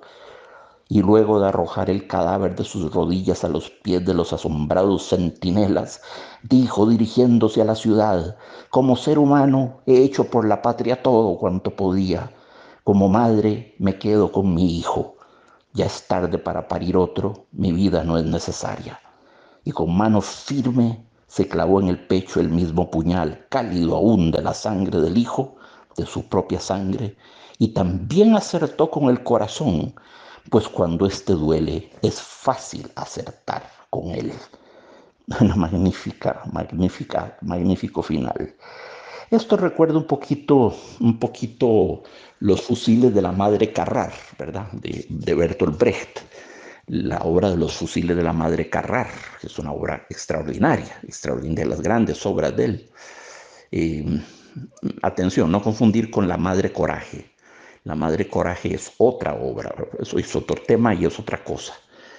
La madre Coraje era un personaje nefasto, prácticamente una usufructuadora de la guerra, una prostituta de la guerra.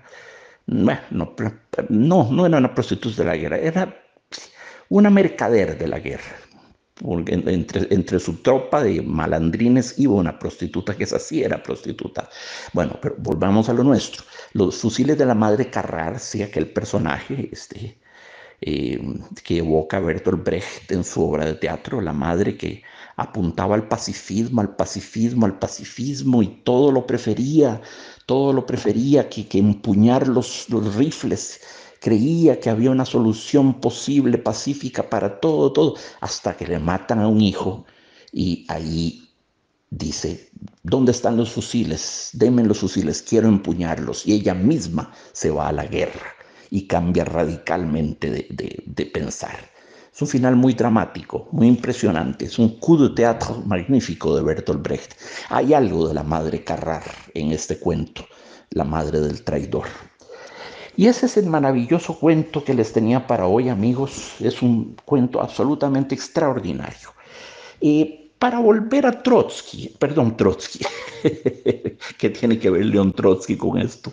Para volver a Gorky, a nuestro escritor de hoy, ustedes si buscan Gorky lo van a encontrar asociado generalmente a lo que se llamó el realismo socialista soviético. El realismo socialista soviético fue un movimiento que comenzó con Lenin, con Stalin sobre todo, que consistía en una especie de tendencia al monumentalismo, al gigantismo, en arquitectura, en arcos triunfales, en todo tipo de cosas, a un patos de la guerra muy, muy, muy presente, a lo dramático, por no decir abiertamente a lo melodramático, sí, a lo patético, a lo terrible, a lo épico, esa sería la palabra más adecuada, a lo heroico, a lo grandioso. Todo está expresado en términos grandiosos, ¿verdad? Bueno, la película de Pudovkin, que tanto les recomiendo, La Madre, es puro realismo socialismo soviético. Es claro que es una película llena de ideología. Por supuesto que es una película pro-bolchevique. Está inspirada, bueno, la película y la novela La Madre de Gorky está inspirada por una insurrección que hubo en 1905 de unos trabajadores de una fábrica en San Petersburgo. Hubo una insurrección muy grande, pero las fuerzas militares los apabullaron sobre el puente donde se desarrolló el encuentro final de aquella pugna y los apabullaron. Y ahí la madre lidera la manifestación para concederles la libertad o mejores condiciones de vida a los empleados de la fábrica. La madre va con la bandera roja del comunismo al frente, la viejita va liderando la marcha.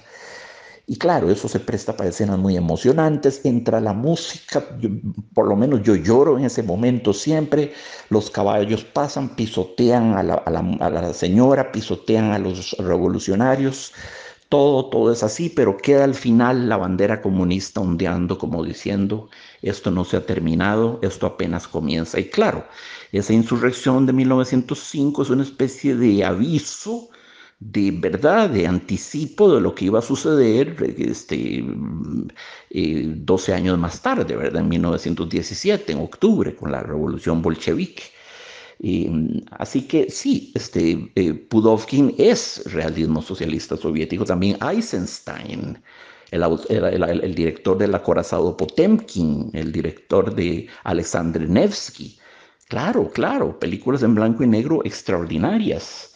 Eh, Tendría yo que decir que Shostakovich, el compositor, en su Sinfonía de Leningrado, tal vez en su quinta sinfonía también, o en el oratorio El canto de los bosques, es definitivamente realismo socialista soviético.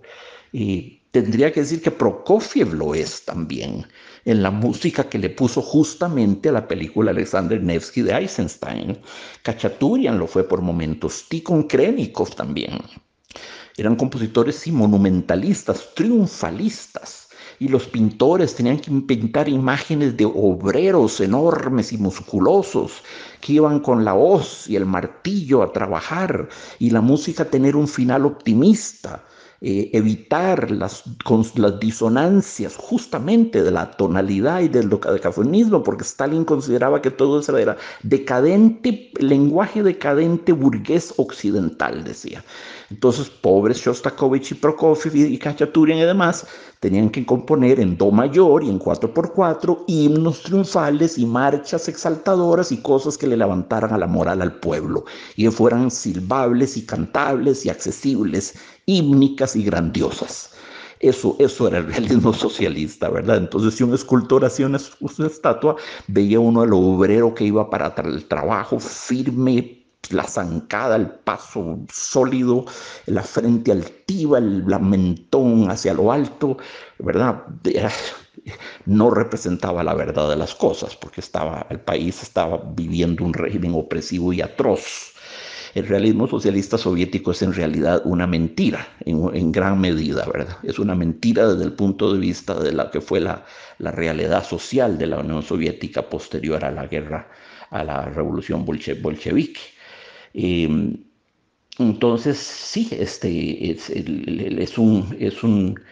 una estética de lo épico, de lo grandioso, de lo optimista, de la exaltación del proletario, la exaltación de la figura del obrero. Y en ese paquete, sí, ahí entra sin duda Máximo Gorki. Pero atención, no estoy descalificando esta música y este arte por su falsía, digamos, ideológica. Eso a mí no me importa. La estoy defendiendo porque es indudablemente es un arte hecho por grandes artistas con grandes valores estéticos, un arte capaz de conmover, un arte con un mensaje, con un ethos implícito y una visión de la sociedad y del futuro implícita, muy optimista, demasiado optimista, pero yo la respeto porque muchos grandes autores en cuenta, nuestro invitado de hoy, Máximo Gorki, se sumaron a ese sentir, a esa sensibilidad. Bueno, Gorky fue 5 veces nominado al premio Nobel, imagínense hubiese 5 veces y nunca lo recibió, ¿verdad? Era muy amigo de Tolstoy y de Chekhov, por ejemplo, y era marxista de manera confesa y militante, ¿verdad? Escribió una trilogía de novelas autobiográficas muy valiosas, muy hermosas. Se llama Infancia, Por el Mundo y Mis Universidades. Esos son los 3 tomos de su trilogía autobiográfica. Esa es su vida. Vale 1000 veces más que cualquier biografía que compren de Gorky. Infancia, Por el Mundo, Mis Universidades. Es indudable que el arte de Gorky influyó en el advenimiento de la revolución bolchevique, fue uno de los detonantes, fue una de las fuerzas de contingencia más importantes para el advenimiento de ese gran sismo histórico que fue la revolución bolchevique. Uh, Sin saberlo, y antes de los hechos, avant la lettre, lo he dicho varias veces, creo que Dostoyevsky, por la forma en que retrató la miseria, el estado infrahumano en que vivía el subproletariado ruso de la época de la Rusia imperial zarista, sobre todo de Alejandro y de Nikolai Romanov, Nikolai II, el último zar, Nikolai Alexandra Romanov, los que fueron fusilados por los bolcheviques. Dostoyevsky retrató la verdad de la realidad social de esa Rusia subyugada, pisoteada, llena de hombres sin dignidad, sin posesiones, degradados, llena de prostitución, de miseria física y moral, esas cosas terribles, eso que se ve en los hermanos Karamazov, eso que se ve en Crimen y Castigo, eso que se ve en el príncipe Mishkin, el príncipe idiota, que no era idiota, lo que era candoroso, ingenuo, que es diferente. Siempre traducen mal el título de esa novela. Mishkin no era un idiota, era un hombre profundamente bueno, que es diferente. La traducción siempre ha traicionado el sentido de eso. Eso es lo que vemos en Los Posesos, eso es lo que vemos en Humillados y Ofendidos, eso es lo que vemos en El Jugador, eso es lo que vemos en Las Noches Blancas. Dostoyevsky dejó un retrato de la Rusia maltratada por el zarismo que es tan vívido que, como dice Lorca, como dice Federico García Lorca, él considera que Dostoyevsky fue por lo menos tan responsable de la revolución bolchevique como lo fue Lenin, o más, decía Federico García Lorca. Y tiene razón, a fe mía que tiene razón. Pero Gorky lo fue, claro, también de manera beligerante, ¿verdad? Muy bien. Sí, su posición era profundamente antizarista. Podía no serlo. Los Romanov, la estirpe de los Romanov tenía 300 años en el poder. Todos los zares de los últimos 3 siglos eran de la estirpe Romanov. Hasta el último, Nikolai Romanov, el esposo de Alexandra, que es el fusilado, ¿verdad? Cuyo hijo, el Alexei era hemofílico y a cuya corte se empezó a infiltrar el famoso monje Rasputín, que tenía el poder de aliviar sus dolores, cosa que le ganó enormes privilegios y luz verde para entrar como Pedro por su casa cuando le diera la gana a la corte y hacer, Dios sabrá qué diabluras hizo y causó mucho daño. Le causó mucho daño a la imagen de la corte, la presencia de aquel monje tan perturbador como era Rasputín, un hombre muy perturbador, muy perturbador. Como les decía, se fue a los 12 años de su casa, Gorky, y anduvo por 5 años recorriendo Rusia a pie, imagínense ustedes. Se ganó un poquito la vida como periodista con un seudónimo, Yehudiel Clamida. Yehudiel Clamida se puso un nombre muy curioso. Trabajó en un ferrocarril en las montañas del Cáucaso, fue obrero, conoció desde dentro lo que era la vida de los marginados, de los desposeídos, del obrero explotado, lo conoció desde adentro. No era nada más un teórico, un sofista de cafetín que ha oído hablar esas cosas, pero no las ha vivido. No, Gorky las vivió desde adentro. Eh, lo hicieron miembro honorario de la Academia de la Literatura rusa, pero el zar Nicolás II ordenó que lo quitaran. Lo quitaron. Entonces sus queridos amigos Chekhov, Anton Chekhov, ni más ni menos, y Korolenko renunciaron en protesta a la Academia de la Literatura rusa, cuando el zar Nicolás lo echó a Gorky por sus evidentes beligerancias marxistas, ¿verdad? En 1906, vean qué interesante, viajó a los Estados Unidos. Fue en una misión que le asignaron los bolcheviques a recolectar fondos a los Estados Unidos. Fue en ese viaje, en 1906, a un océano de distancia de la madre Rusia, que concibió, que escribió la madre. La madre la escribió en los Estados Unidos, terminó de escribirla después en Rusia, pero esa novela descomunal la escribió en los Estados Unidos. Eh, Admiró mucho los Estados Unidos, sintió una gran admiración, aunque no era, por supuesto, partidario del sistema capitalista, por lo menos en la forma en que se daba en Rusia. Admiró mucho la pujanza, la prosperidad y las cosas que vio en Estados Unidos. Lo impresionaron muy positivamente, signo de que no era un fanático ciego y completamente, ¿verdad?, idiotizado. Como les decía, de 1906 a 1903 estuvo en Capri, Italia, exiliado. Ahí escribió sus cuentos y sus cuentos de Italia, del que pertenece La madre del traidor, que acabamos de leer. Gorky creía, esto les va a causar risa, en lo que él llamaba un ateísmo religioso. Ateísmo religioso, es decir, no creía en Dios, pero creía en la humanidad como ente colectivo, en la humanidad como colectivo entera. Esto viene siendo simplemente una definición más, un poco bolcheviqueada del humanismo antropocéntrico que nos viene desde el Renacimiento y desde antes de los griegos, cuando Protágoras dijo el hombre es la medida de todas las cosas. Entonces esto es simplemente una gorkiana versión del humanismo de viejo cuño. Eh, sí,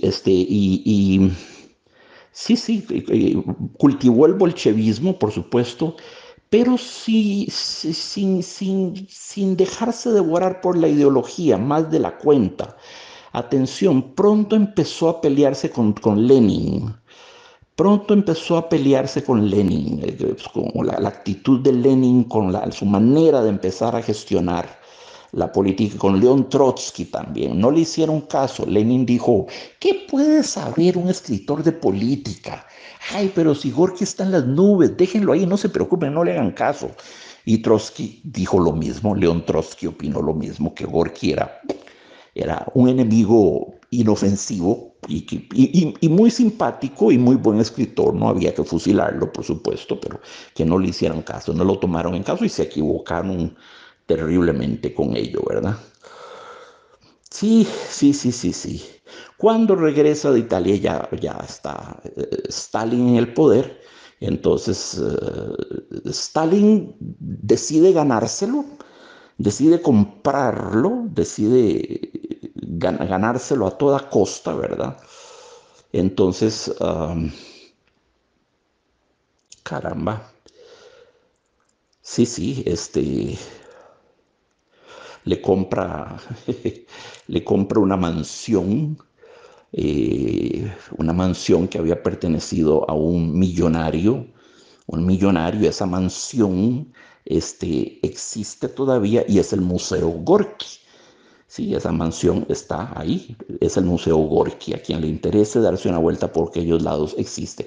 Eso se lo regaló Stalin a Gorky. Una mansión y además de una dasha. La dasha era una cabaña en el campo para que pasase los fines de semana o no sé qué sé yo, para que fuese de recreo. Una mansión lujosísima, hermosísima. Una dasha, le confirieron la muy codiciada Orden de Lenin, el nombre de la ciudad Nizhny Novgorod, donde nació, y de la provincia, que igual se llama Nizhny Novgorod, se cambió a Gorky. La ciudad empezó a conocerse como la ciudad Gorky y la provincia Gorky.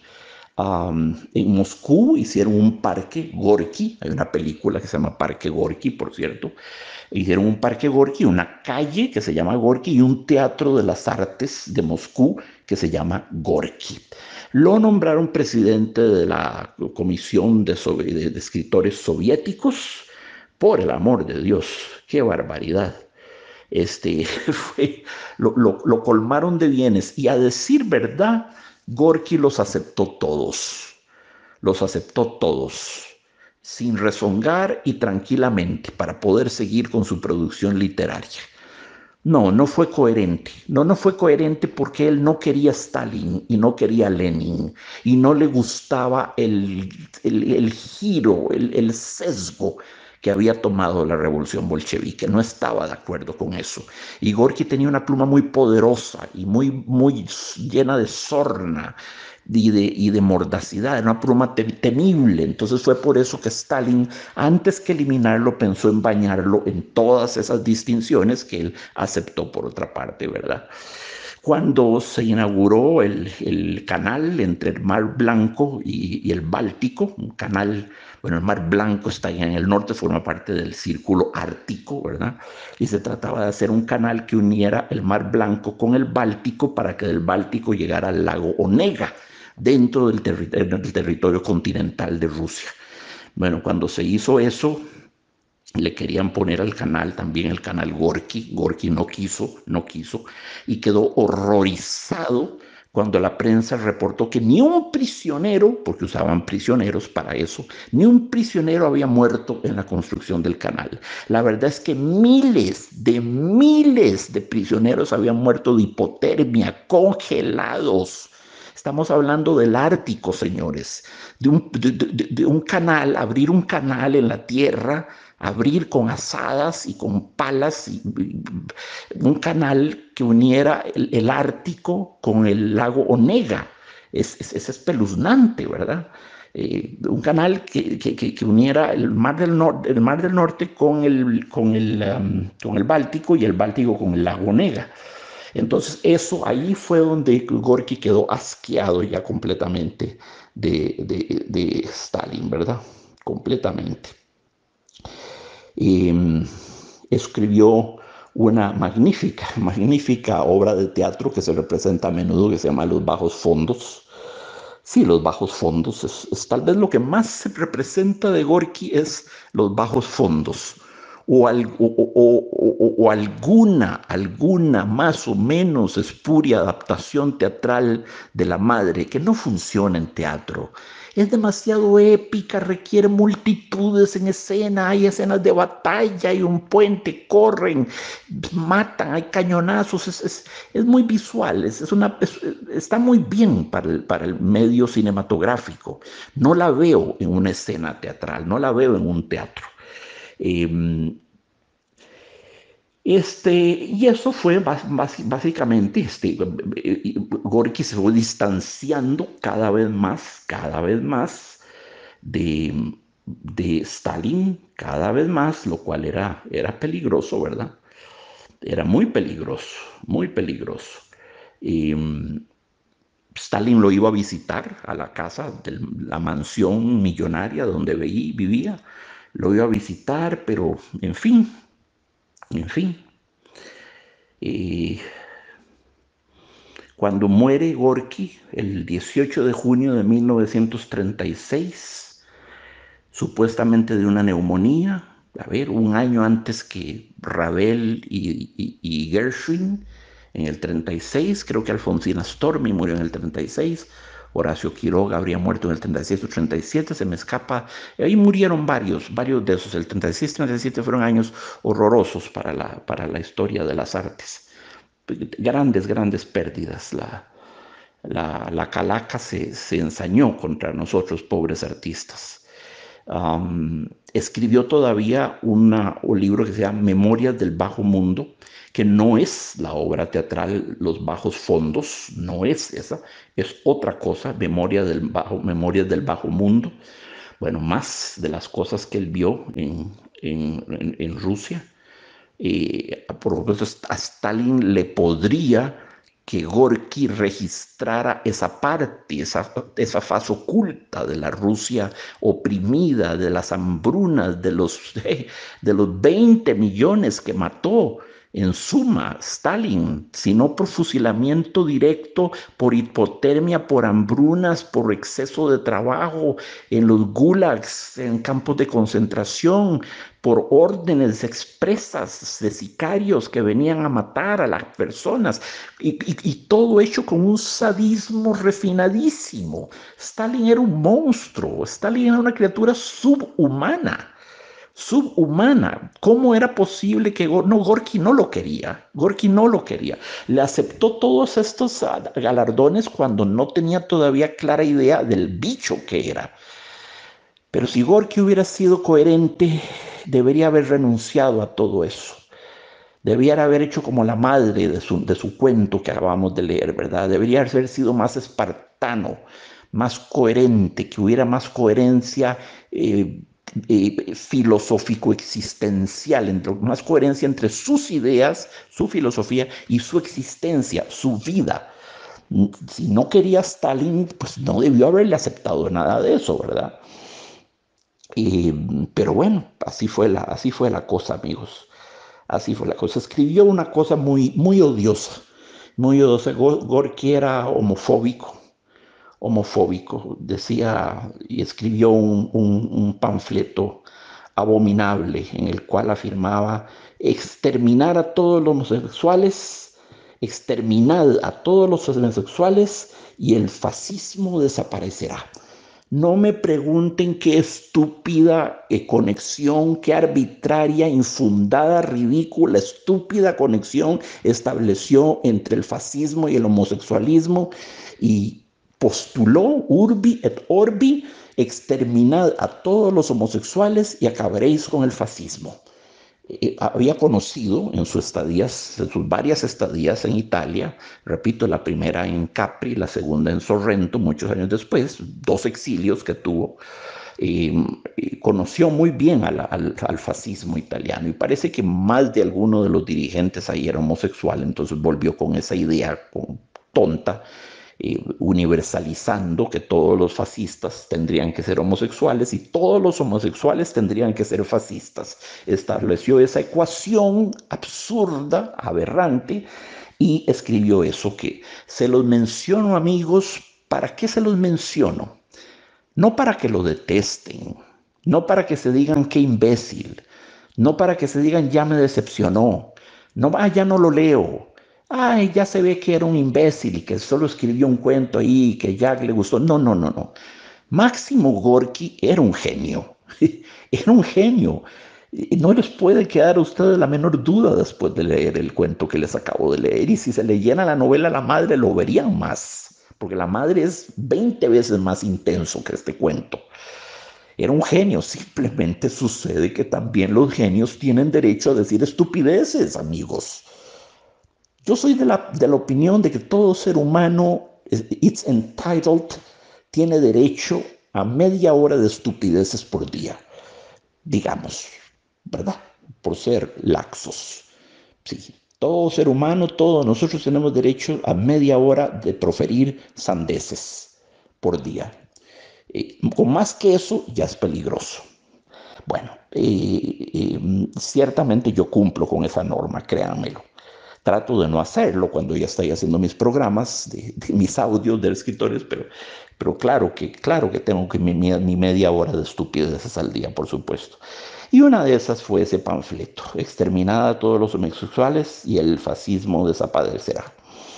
Eh, y bueno, murió, como les decía, el 18 de junio de 1936.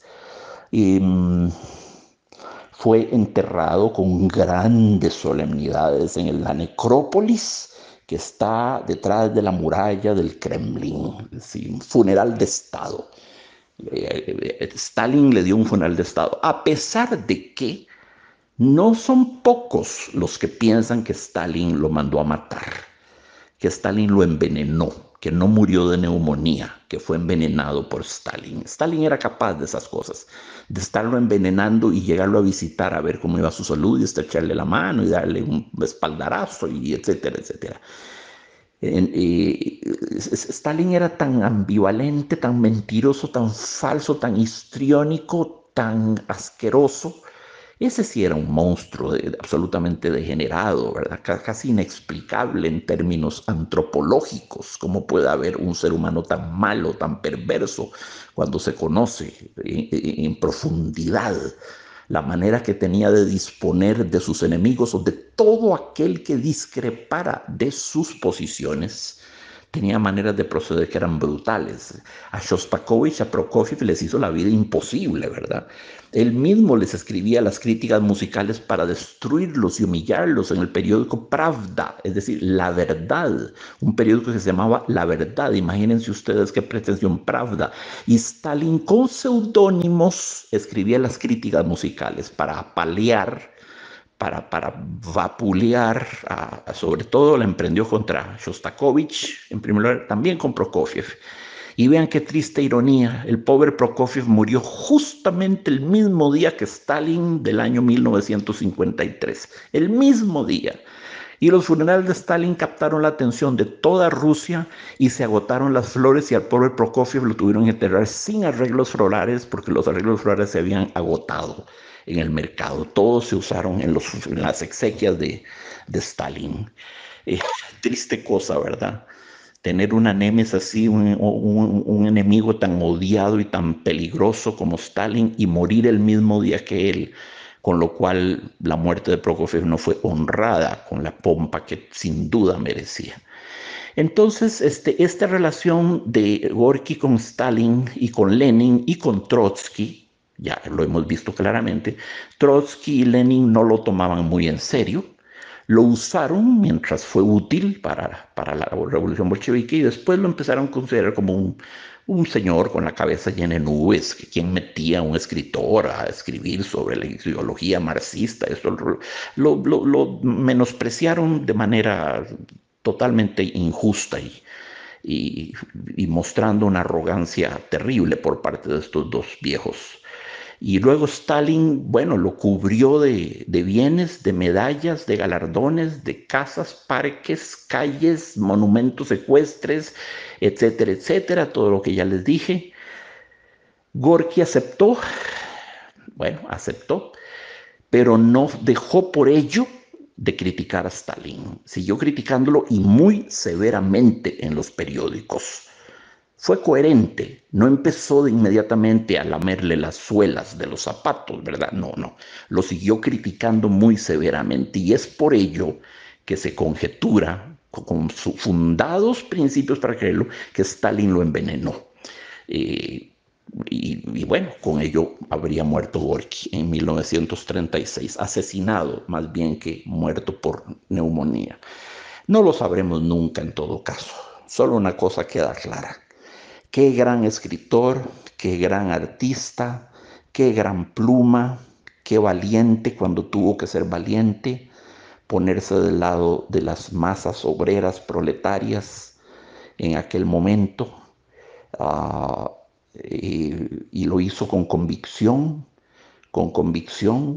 la misma convicción con que actúa la madre del traidor en el cuento que les acabo de leer. Extraordinario artista, amigos. Véanse la película, La madre de Pudovkin, recuerden, 1926, Pudovkin, La Madre, Blanco y Negro. De nuevo, soberbia música, solo por la música vale la pena verla. Pero además es extraordinario, tiene imágenes que no se les van a borrar nunca, nunca, nunca. Amigos, qué gran placer ha sido compartir con ustedes una nueva aventura literaria, esta vez con uno de los grandes escritores rusos de todos los tiempos. Les mando todo mi afecto, amigos, todo mi cariño, y sobre todo toda mi gratitud.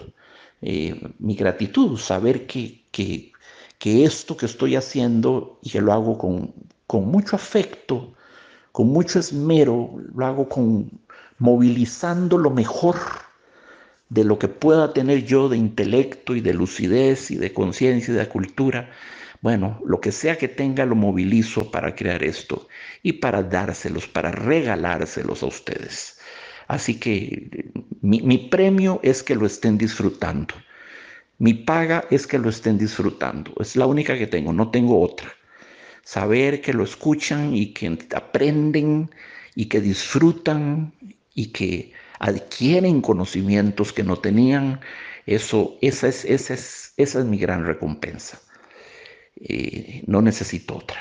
Un fortísimo abrazo, queridos amigos. Nos hablamos muy pronto.